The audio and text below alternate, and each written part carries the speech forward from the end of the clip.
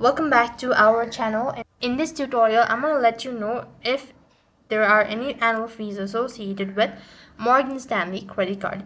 So I'm going to let you know about this, so make sure to watch this video till the end and follow the instruction as guided.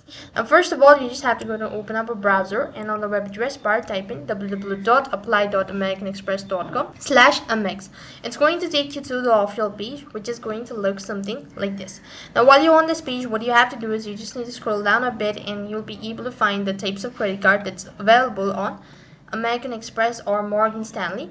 So according to Morgan Stanley, there are two different types of credit card available, and likewise, to get to know about the annual fees associated with it, you can go to the annual fees section. And as for the Morgan Stanley Blue Cash Preferred Card, it is for 0% APR on purchase and balance transfer for 12 months from the date of account opening, then available APR 9.24% of 29.19. So these are the annual fees associated with Morgan Stanley credit card. That is all for this video. I hope the video was helpful.